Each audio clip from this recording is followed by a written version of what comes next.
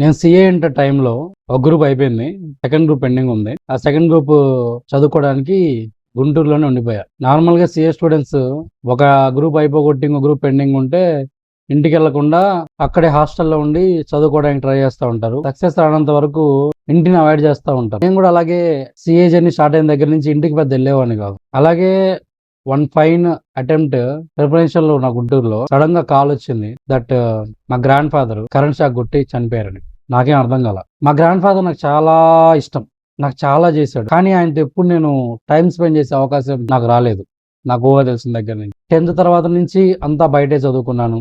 Hostel అని మొత్తం ఎప్పుడు ఇంట్లో పెద్ద గడిపింది లేదు. ఆ సెలవుల్లో నేను ఇంటికి వెళ్ళింటే కనీసం మా గ్రాండ్ ఫాదర్ తో నాకు కొంచెం టైం ఉండేదేమో. ఎప్పుడు తలుచుకున్నా నా కన్నీళ్ళు లాగవు. చాలా మిస్ అవుతాను ఆయన్ని. ఇప్పటికీ ఆయనతో టైం స్పెండ్ చేయలేదని ఫీలింగ్ చాలా ఉంటది. సో నేనేమంటానంటే ఎప్పుడు ఏం జరిగిద్దో తెలియదు. సో బ్రేక్ తీసుకోండి ప్రిపరేషన్ మధ్యలో, అప్పుడే మళ్ళీ ఫ్రెష్ గా స్టార్ట్ చేయగలరు. సో ఎగ్జామ్స్ అయినమంటే కనీసం కొన్ని రోజులైనా ఇంటికి వెళ్ళి మీ ఇంట్లో వాళ్ళతో టైం స్పెండ్ చేయండి. మీ ఇంట్లో మీరు ఎప్పటికీ భారం కాదు. మీరు ఎన్ని అటెంప్ట్లు రాసినా కానీ నేను చేసిన తప్పు మీరు చేయొద్దు. నేను ఇప్పటికీ రిగ్రెట్ అవుతాను ఎందుకు వెళ్ళలేదా అని, ఇప్పటికీ మిస్ అవుతున్నాయని. ఆయన గురించి ఎప్పుడు తెలుసుకున్నా నాకు ఏడుపు వస్తుంది.